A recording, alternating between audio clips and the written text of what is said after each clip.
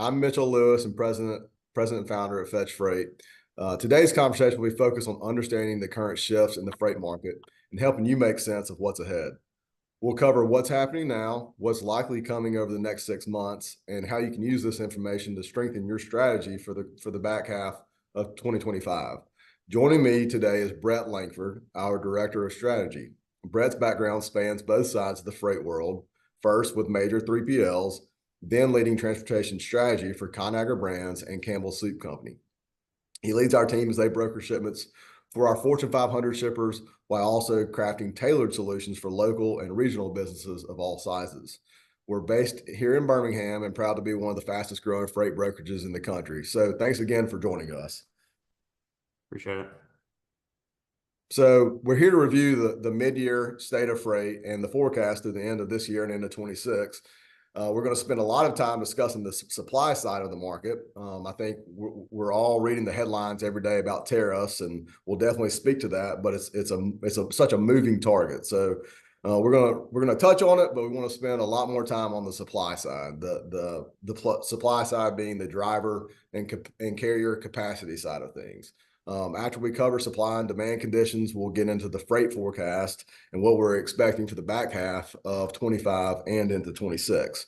Also, we'll have some time. We'll save some time for Q&A at the end. So just a quick reminder that if you have questions throughout the discussion, please submit those through the chat feature, and we'll cover those. So thank you. Looking at supply conditions, we're going to take a look at Class 8 truck orders, the executive order and driver regulations, and motor carrier authority regulations. So that we'll spend a lot of time, just so you're prepared. We're going to spend a lot of time on the executive order and driver regulations. There's a lot to that. So just bear with us. But just bear with us. But I think it'll be very insightful for you guys. But so let's get started with moving into Class 8. Brett, we've seen some fairly significant changes here in the Class 8 market the last couple of months. Can you speak to that for us a little bit? Yeah, I'm glad we're starting with this. This is typically one of the mainstays in all of our freight forecast conversations, just because Class 8 trucks is so tied heavily to what happens in the market in terms of rates, a key leading indicator.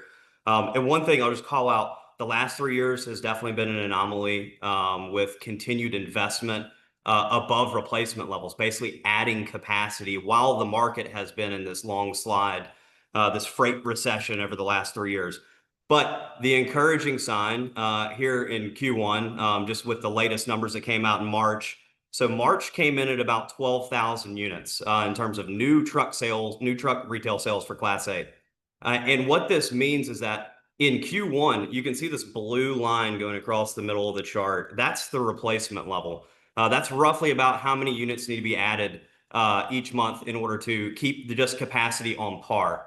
And in Q1, the first time in 3 years, the U.S. Class 8 truck fleet actually contracted with numbers in Q1 all coming in below the replacement level.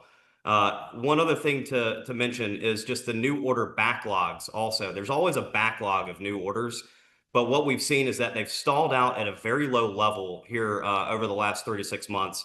And anecdotally, a lot of fleets are claiming that the added tariff costs are just pressuring a lot of those financial decisions in addition to what's going on in the market with low, very poor ORs kind of at large across the trucking community. And I think the one encouraging thing, I know the truck dealers and all that may not want to hear this, but it's showing that the signal in the market is actually getting an appropriate response at this point. Just with low rates, you would expect lower CapEx and lower investment, and that's what we're finally starting to see.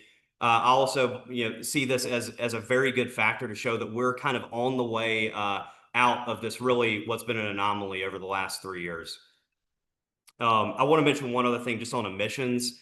Now is probably a good time to do so, but even in this chart, I think you can see some of the emissions, the forecasted emissions increases coming just at play here. So what I mean by that is EPA 27 and CARB compliance are two big topics right now. So there is going to be some level of emissions regulation increases coming in 2027 through the EPA. The magnitude and extent of that, I think, is up for debate, and time will tell. But that's going to drive a lot of what we call pre-buying, where a lot of trucking fleets will be going out and buying new Class 8 trucks that are emission compliant up to the new standards and replacing the old units that were non-compliant. A lot of these fleets will be making those purchases in advance of the regulation so that they're compliant on day one. Something to keep an eye on. That's driving a lot of the forecasted growth in the Class 8 community in 2026. And then just in addition to that, the CARB, you've seen a lot of stuff in the courts, in Congress with legislation.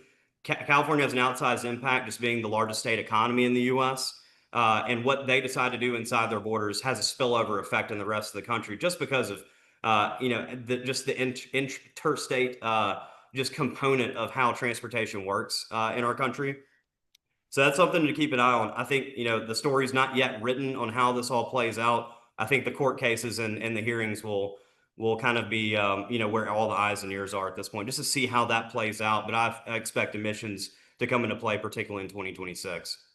Right. Yeah. Great. So, just to piggyback, Brett, I think that's just encouraging, like you've already mentioned, just to see the market finally behaving as one would expect. It's just been somewhat of an anomaly over the past few years, and I know, like you said, not encouraging for our friends in the Class 8 dealer market and the manufacturers, but just encouraging to see some sanity returning to the market and how it's behaving. So, thanks for viewing that, and now we're gonna spend some time looking, as we discussed, looking at the executive orders and the driver regulations. We have a lot to look at. And we've got the English proficiency regulations, the B1 visa and cabotage impacts, and the non-domiciled CDLs that have made a lot of headlines lately. So over the last month, there's been a ton of developments on this front. I know you spent a lot of time digging into these topics. So Brett, we're going to spend the meat of our time right here. So what's going on, man? Yeah, so like you kind of mentioned earlier, bear with us. This is loaded, and the reason why we want to talk about this is just because of how prominent this is. Headlines, online discussion, you go on LinkedIn, things like that. You'll see a lot of conversation around that, and with research partners in the community.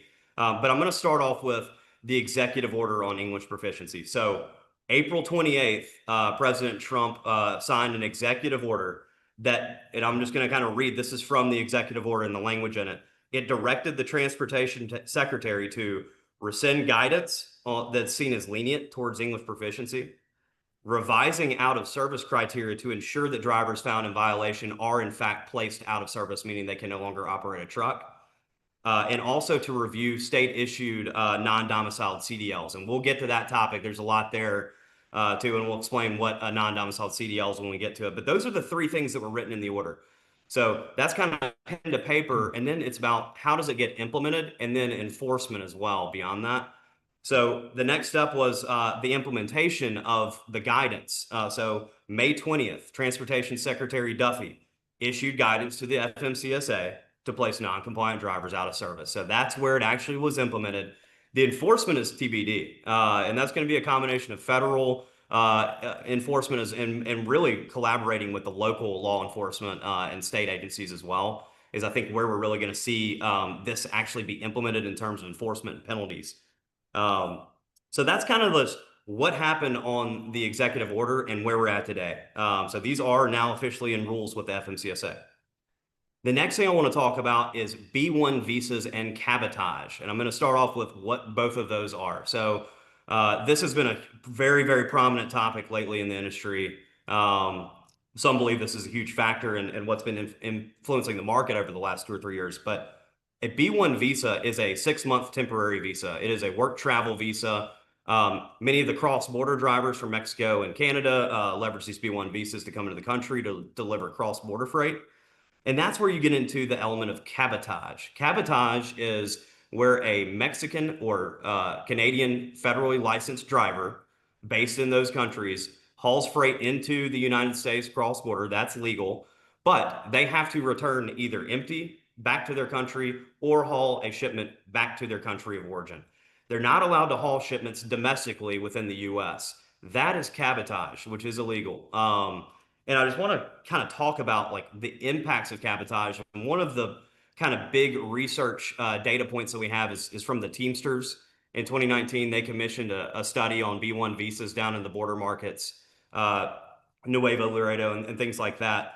But so their research in 2019 estimated that driver pay for a B1 visa holder was roughly around 27 cents a mile. That was 2019. You adjust that for inflation, it's about 35 cents a mile today if you just extrapolate that out. Now compare that to a US based CDL holder. The ATA estimates that a driver makes around 78 cents a mile, so roughly double. And the BLS data implies somewhere between 50 cents and 75 cents. So you kind of put that all together, it's about 30 to 50% cheaper to operate with a B1 visa than it is as a US CDL holder. And that is the largest per mile operating expense that these trucking companies have. So if you think about that, there's a pretty nice incentive to utilize these drivers, just given where we're at in the market. And I just want to kind of mention one brief fetch freight story. So from a compliance standpoint, in order to haul for us, you have to supply a CDL. And that's reviewed by our compliance team for ID verification and things like that and qualification. And what we see is that every day, every week, we have carriers set up with us and haul with us that are submitting Canadian CDLs, Mexican CDLs to haul U.S. shipments. They're denied from a fetch freight standpoint, but I just want to call us out. If you're a broker who is not checking CDLs, you may never even know that this is happening on your shipment. And it just wanted to give that anecdote really quickly is that this is a real concept. It happens every day. The extent of which is very difficult to say, but just anecdotally, we do see this and we do experience this. I'll mention one last thing briefly on this subject. Bob Costello of the ATA, I think, put it just perfectly at the Truckload Carrier Association conference back in March, is that it's another reason why the market has been so bad. And just one other thing that he mentioned that I thought was interesting is that the ATA is working hand in hand with Homeland Security on enforcing cabotage and current laws around that, as well as working with them on updated regulations and proposals to help drive compliance within this corner of the market. But really, really interesting story here. And again, something to keep our eyes on in terms of B1 visas and cabotage. Now, the last one, and this is where these two charts are going to come into play, non-domiciled CDLs. Some of you may have heard of this, may be familiar with it. Some may have never heard of this. So I want to start with just defining what is a non-domiciled CDL. So a non-domiciled CDL is a CDL license issued by states to a driver who is not a resident of that state. They can be a resident of another state who's unable to get their CDL in that state or is required to get one in a different state for a particular reason. Or it could be someone whose residence is in a foreign country. Not Mexico, not Canada. They're not allowed to be licensed as non-domiciled CDL holders. So that's the definition. Now, I wanted to call out these two charts. This came from Overdrive, an online trucking outlet, and I thought this was just really interesting. It's very surprising at first glance that basically before 2024, they essentially saw around 100 or less non-domiciled CDLs issued to new CDL holders. That's not renewals. That's new drivers trying to get their CDL for the first time. Goes from less than 100 a year to 5,000 in 2024 and on similar pace for 2025. So obviously very, very steep rise in the numbers. And that's also coincided with what Illinois is reporting as a steep decline in state resident new CDLs issued. So you see that large lines going down at the on top of the chart on the left. And what that's adding up to is that so far in 2025, 40% of the new CDLs issued have been non-domiciled in the state of Illinois, according to this data. Now, that brings my next point. There is a major caveat with non-domiciled CDL reporting. One, it's reported by the states. There is no standardization in the reporting. And then there's also definitely a healthy amount of skepticism needed when looking at this data. And I'll just explain that with an anecdote. A lot of it is self-reported by the trucking companies in terms of how many non-domiciled CDL holders they employ. The one story I was told is that, a few years ago in the state of Oregon, an owner of a trucking company was filling out the form of how many non-domiciled CDL holders he had. He typed in his zip code. Oregon now shows that they had 95,000 non-domiciled CDL holders that year, massive spike. But I'm just calling that out because it's different by state how this information is captured, and then reporting is not standardized. Last point on non-domiciled CDLs is that going back to the executive order on April 28th, one of the items in there, the directives, is that the FMCSA is to review all non-domiciled CDLs issued by relevant state agencies to identify any unusual patterns, numbers, or other irregularities with respect to non-domiciled CDLs issued. So when you look at this, I imagine that somebody from the FMCSA is knocking on doors in Illinois after seeing something like this. So another major topic to kind of keep your eyes on. And again, we'll kind of see where the road takes us from here. But those are some really, really prominent topics, and it's clear that they are having some kind of impact in the market today. Right. And, and Brett, thank you for taking us through that. I mean,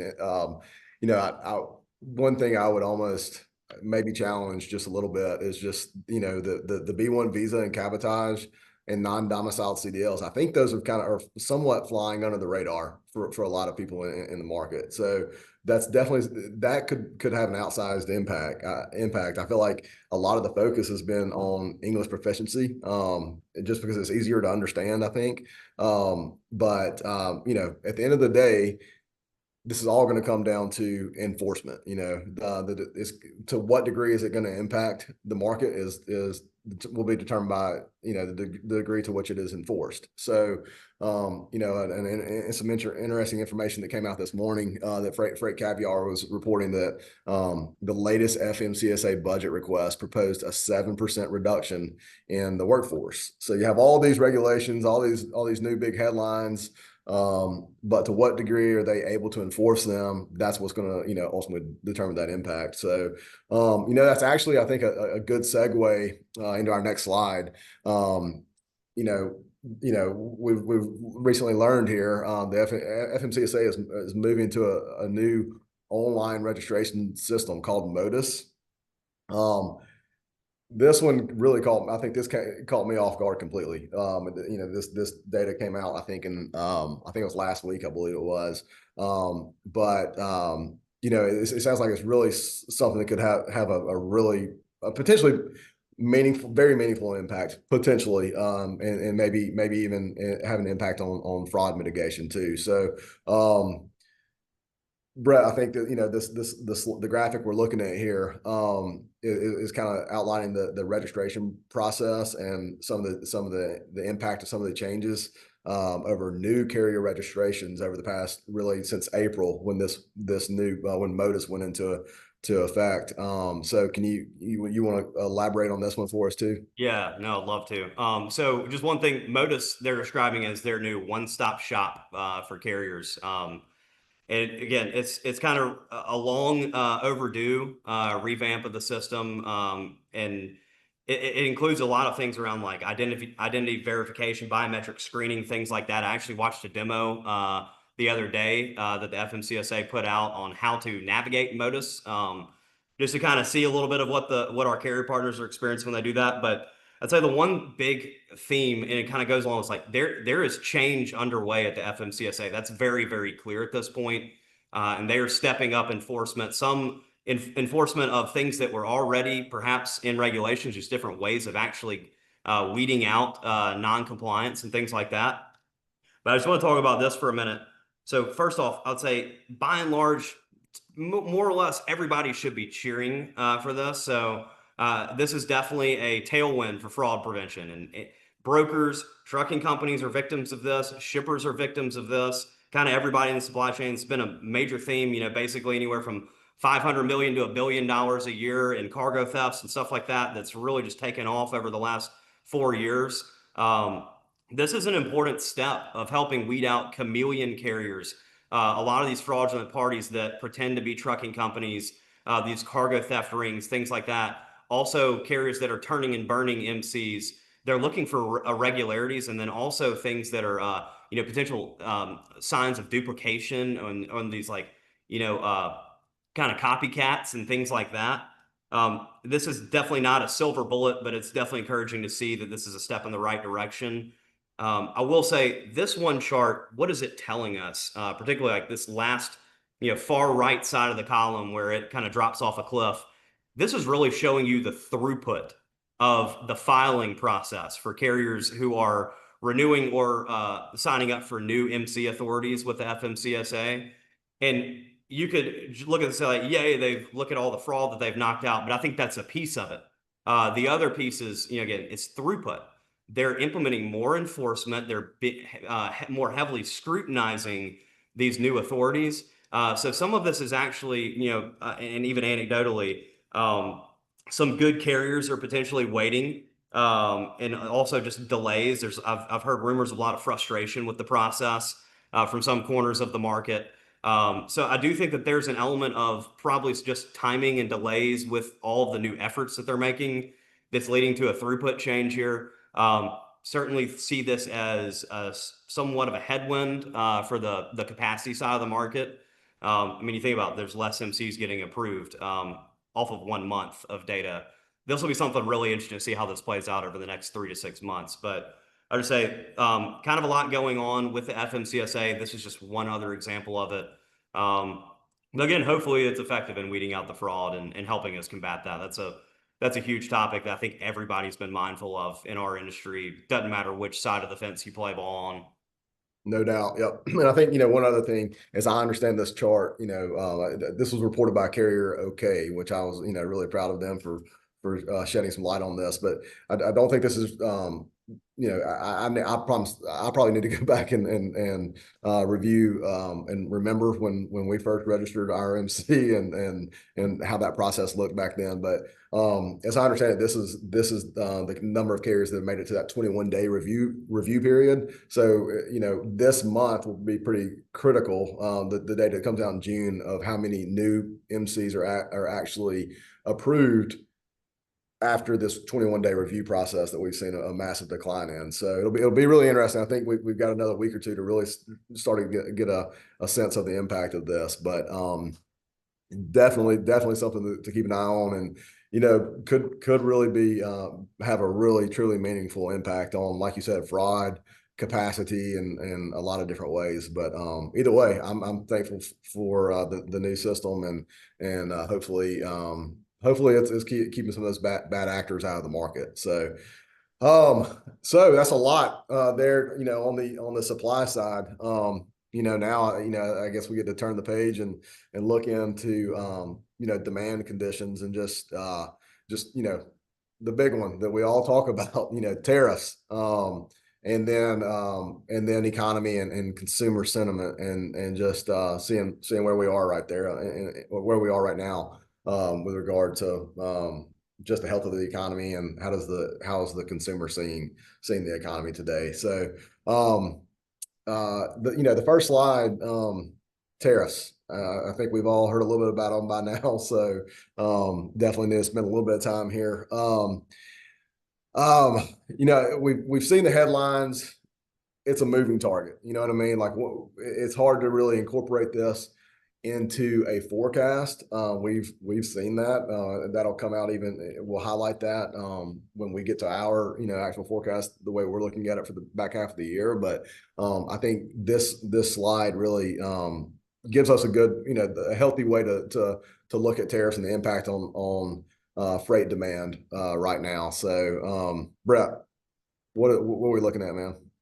Yeah, I'll start with just a super quick anecdote. I was at a conference recently and spoke with a global appliance manufacturer. I think this is just kind of helps paint the picture for some of those that have international supply chains, and just what they've experienced with the tariff on, tariff off, and just the uncertainty in making business decisions in that kind of landscape. Is that while many of their appliances are fully made here in the U.S., they do have one appliance in particular that's made exclusively in China. So heavily impacted by tariffs. And what they decided to do was essentially whittle all of their inventory down, all the way down to the ragged bone, waiting to see if relief came on tariffs before they placed an order to replenish that inventory for that particular appliance.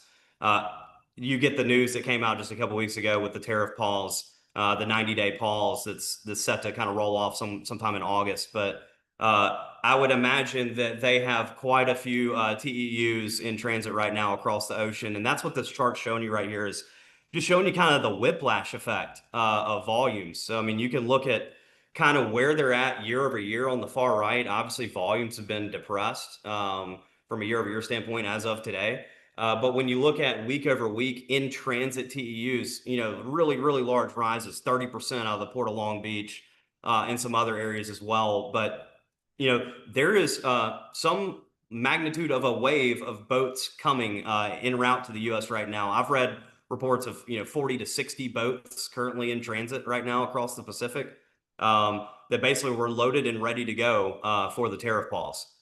So in terms of just translating all of this tariff world into domestic truckload freight impacts.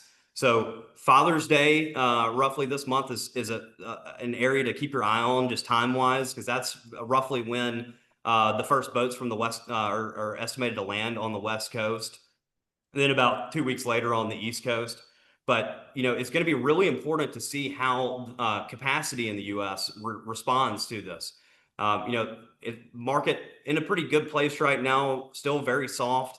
But when you have these kind of events where you have large surges of volume, we kind of saw this down at the southern border earlier in the year and some other places. But how do they respond, and being able to relocate those assets and things like that will be something very critical to see. I'd expect that those local markets around the ports will probably see some disruption, and I would expect you see that probably in rates as well on the spot side. And then just the whiplash for these ports, that's been a plummet with a surge of activity. I'm sure they're very hungry for that volume and the opportunity to have these TEUs land there after everything they've been through. But just how do they respond to these boats landing? And then also the 90-day pause. Will they roll off in August? Will there be an extension? Those are the things that I think everybody needs to keep their eye on. We could quickly go back to full tariff world and then go kind of right back into just the heavy uncertainty that comes with that and making business decisions. So really important to keep our eyes on that. And I think the next month or two will be really telling on what kind of effect this has in the market. Right. Yeah. And I think, one thing I want to point out, I love on this chart, I think you may have pointed it out to me the other day though, is go Port of Baltimore, right?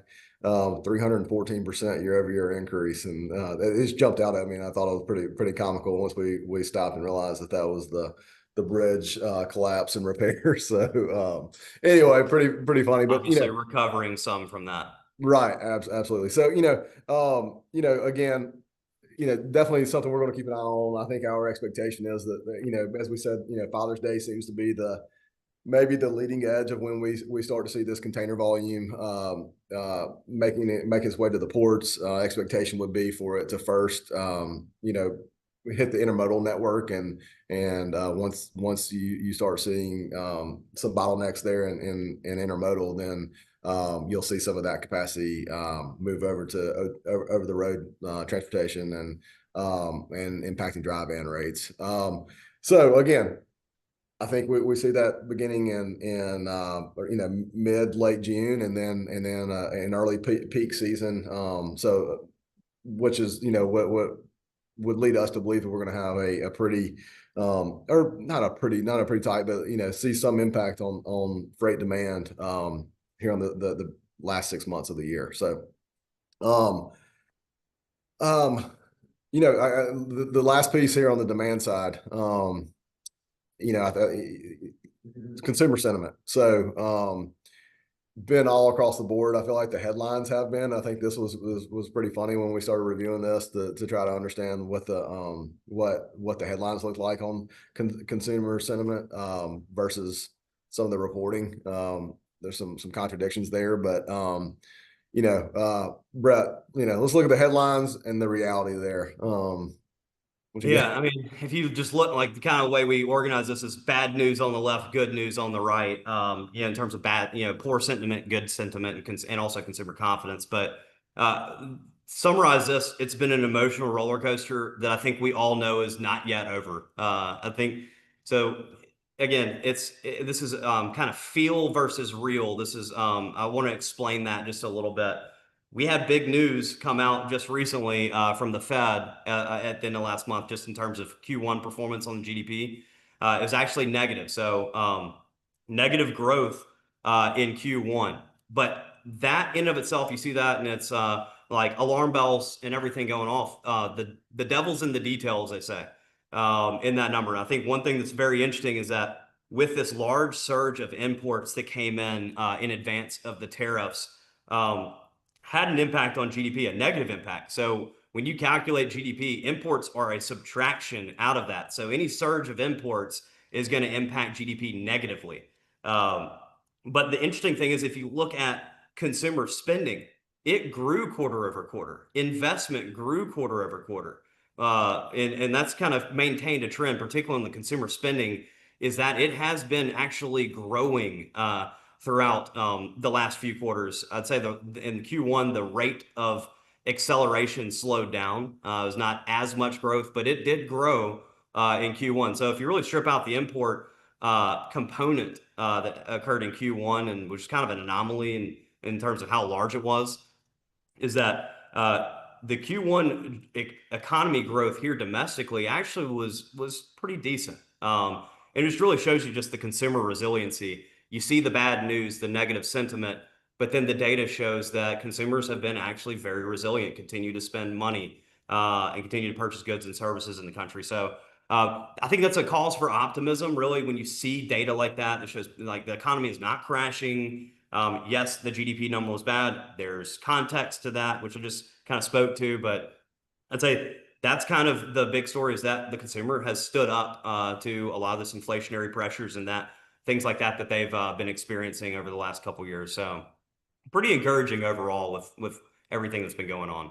Right. Yeah. It's really somewhat surprising when we started digging into it and just seeing the expectations versus the reality of the behaviors of the consumer. So, you know, I think we finally get to move into the actual our forecast of what our expectations are for the back half of this year, moving into 26. You know, really, Brett, you can go through here, but we've hit on every single one of these topics, and I think it's just really, you know, highlighting. It's pretty obvious. You know, there's a lot of the things that we've covered on the supply side just indicate that we would expect rates going up in the back half of the year. But you know, you've Yeah. done most of the talking, so I'll let No, you. definitely agree with No, that. I And want you to this is go just through kind it. of summarizing just everything we spoke about, and just is it a positive lift to rate or a negative impact to rates, just from a conceptual level. And when you look at the supply side, everything we've talked about has been pressure against supply. It's been a inflationary factor, things that are going to pressure trucking companies even more, driver availability, equipment, things of that nature. So really, it's all full pressure on the supply side, which should stimulate some lift at least from that angle. But the big question marks around demand, and where does it go from here? The tariffs, obviously, a huge question mark. Um, it's estimated somewhere between 10 and 20% of our domestic surface freight here in the U.S. is tied to import activity. So I don't know that we have the industrial production that's just going to turn on like a light switch for to help backfill that volume that's relied on from the import sector. But um, huge question mark around where the economy goes from here and how the tariffs play out. And I think we're all kind of in the same seat with our popcorn. We're kind of bystanders and witnesses of what happens, and then we kind of live in that world from there. But that's obviously, I think, where the big focus is on where we need to keep our eyes is what's going to happen with volumes. Because I do think that there needs to be some kind of meaningful lift in volumes to really spur really, kind of strong bull market in freight. We don't know if that's going to happen. It's pretty clear from the supply side that there is inflationary factors at work. And then just the last thing, you hear about home building inflation with interest rates as high as they are. That's definitely a drag on volumes. That industry does provide a lot of volume here domestically for truckload carriers, and also competes for labor in some ways too. But I just want to mention one anecdote on that is, I read a Forbes article a few months ago, and I think it was somewhere like 90 to 95% of the metros in the US is cheaper to rent than to buy. And along with that, where has been a lot of the new development growth been? It's been in multifamily units. So kind of interesting there in like, Fed rate cuts. They're projecting some cuts now in 2026. We'll kind of see how all that plays out. Maybe provides a lift to with that side of the market. But yeah, I think right now, as it stands today, I think we're primed for some inflation here over the next 6 to 12 months. Yep. Okay, great. So, I think, just this next slide here, kind of where we are today. This is the DATS spot market conditions. This is really looking, you've got lines all over the place here, but kind of looking over the past, I think 10 years we're looking at here. But if you look inside the red box, we can really see just the current condition of the spot market there on that highlighted pink line. And I think the call out here is, amidst all these headlines that we've been reading and all this, the English proficiency, I think, was one, the first one everybody grabbed onto and, expected Memorial Day holiday and road check, that those would have this huge impact on the market. It did have an impact on the market. It did tighten up. But if you look, you can see it tightened up very, similarly to past market or past road check and Memorial Day holidays. It wasn't anything outsized there as far as the impact. I think, my expectation is that we're going to see all of these headlines that we've talked about today have an impact gradually over time. It's not going to be an overnight thing, but I do think it's going to have an impact on the capacity side of the market. Like you said, demand it has a lot remains to be seen how that plays out. So, yeah, it's really going to come down to demand, how big that impact is. But yeah, Brett, do you have any other comments? We can I move was on. say the year to go is going to be Yeah. interesting. What else? I really do feel like the back half of this year, it's going to be different Yeah. than what we've felt over the last 2 years or so. Right. Yeah. Again, like there's just a lot more at play when you think about tariffs and all the FMCSA changes.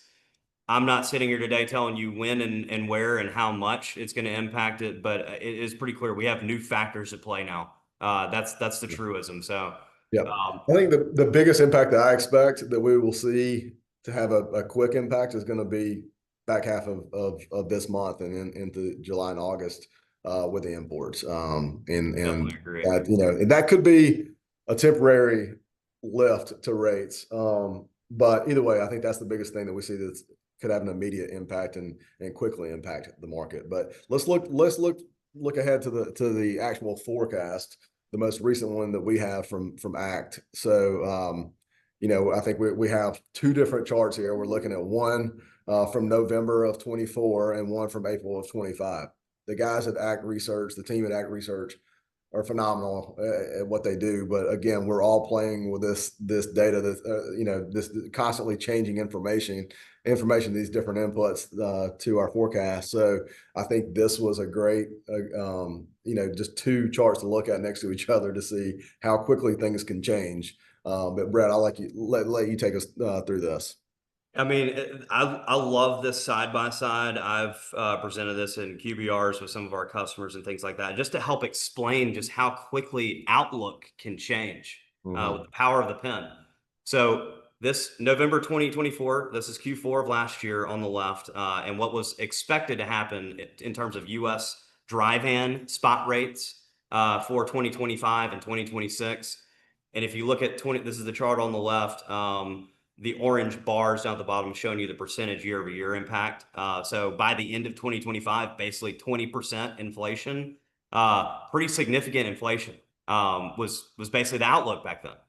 Fast forward to today with the tariffs that were implemented. This is April 2025 now on the right. Basically, by the end of 2025, they're predicting flat to low single digits in the spot market. So. And this is April. We'll see what the latest report comes out here in about 10 or 11 days. We'll see what it holds. But it just shows you just how much the midterm outlook changed just with the stroke of a pen. So I thought that was very interesting to see. And then also it's just a muted outlook, but you can still see there in the latest forecast, mid-year 2025, expecting about 10% year-over-year inflation on the back of this wave of tariff-related volume with the tariff pause that's expected to land June and July, like we spoke about earlier. That I do believe is going to drive some meaningful disruption and inflation, and it could be in certain pockets. It may be more at large, and I think we'll kind of see how the market responds to this volume. It's going to have an impact. Just the magnitude and the duration of it, I think, is the big question mark.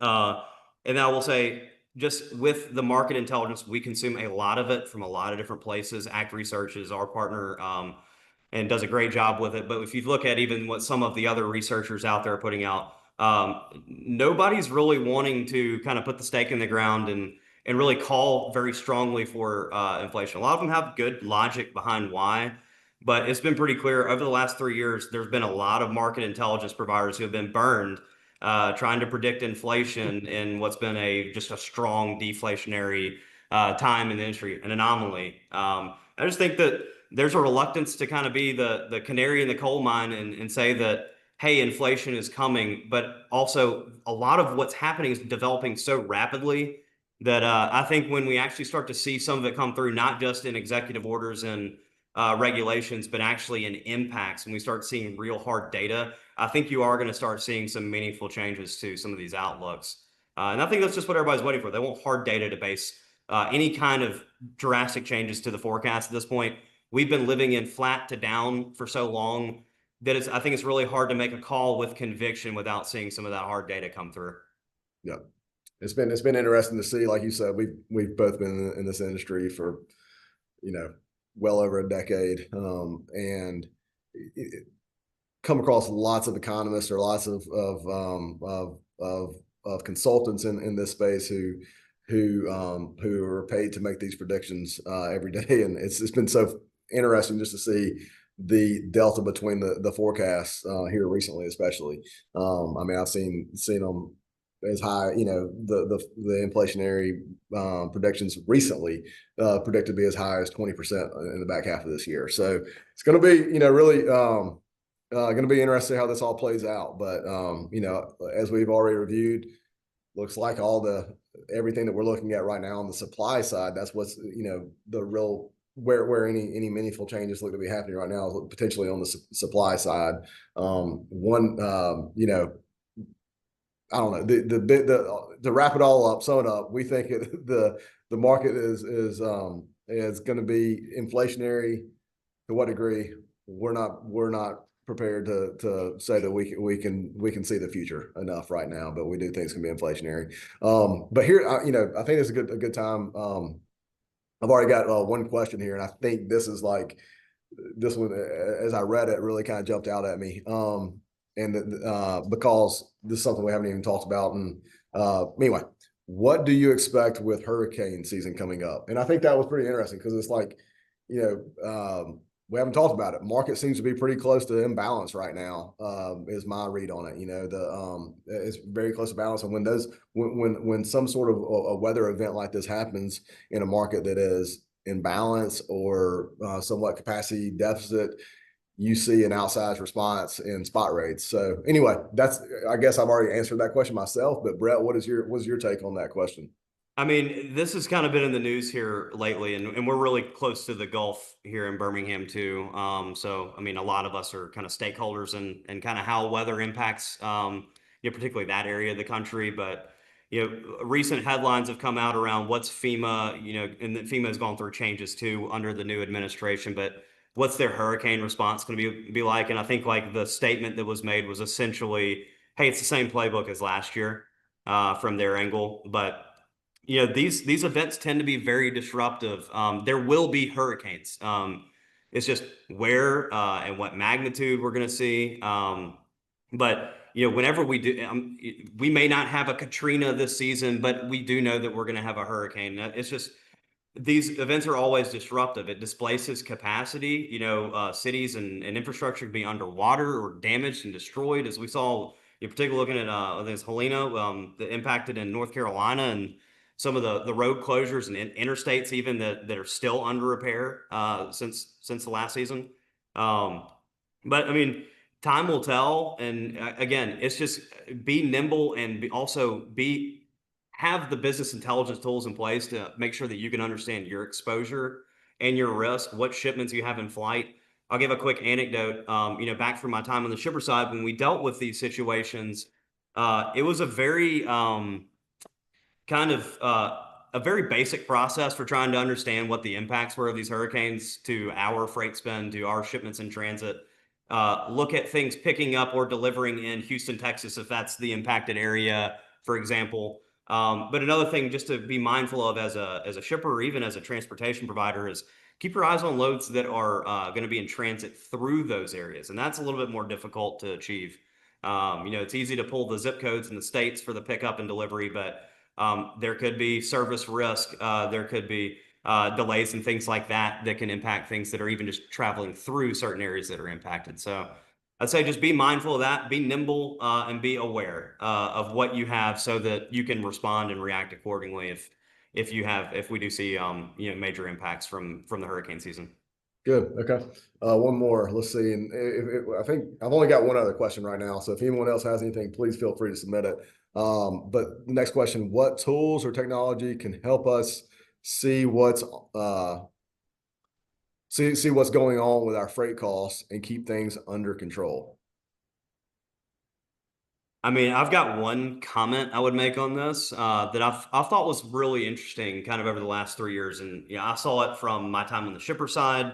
It's kind of I'll start with this, I've got impeccable timing in my career. I joined the ship, Campbell Soup, right before COVID hit, and kind of experienced all the pain on the shipper side, and then came over to Fetch Freight. I think now 3 years ago, so have been joined the company just in time for kind of the downslide.